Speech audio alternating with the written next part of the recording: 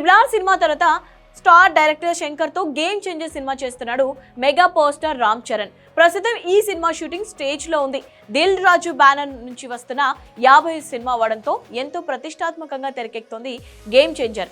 ఈ సినిమా కోసం దాదాపు 3 ఏళ్ల సమయం కేటాయించాడు చరణ్. దీంతో భారీ రెమ్యునరేషన్ తీసుకున్నట్టుగా టాక్ ఉంది.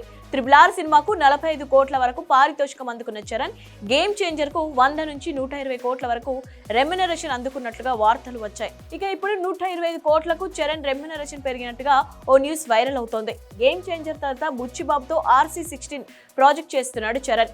ఇప్పటికే గ్రాండ్ గా ఈ సినిమాను లాంచ్ చేశారు. త్వరలోనే సెట్స్ పై తీసుకెళ్లడానికి రెడీ అవుతున్నారు. గేమ్ చేంజర్ షూటింగ్ అవ్వడమే లేట్. వెంటనే RC16 షూటింగ్ లో జాయిన్ అవ్వనున్నాడు చరణ్. కుదిరితే జూన్ లో ఈ మూవీ రెగ్యులర్ షూటింగ్ మొదలు కానుందని సమాచారం. అయితే స్పోర్ట్స్ బ్యాక్ డ్రాప్ లో భారీ బడ్జెట్ తో తెరకెక్కుతున్న RC16 కోసం రామ్ చరణ్ తీసుకుంటున్న రెమ్యునరేషన్ ఇప్పుడు నెట్టింట హాట్ టాపిక్ గా మారింది. ఈ మూవీకి చరణ్ ఏకంగా 125 కోట్ల రెమ్యునరేషన్ తీసుకుంటున్నాడట. నిర్మాణ సంస్థ మైత్రి మూవీ మేకర్స్ కూడా అంత మొత్తంలో ఇవ్వడానికి ఓకే చెప్పినట్టు సమాచారం. అయితే ఇలాంటి వార్తల్లో ఎంతవరకు నిజం ఉందనేది తెలియాల్సి ఉంది.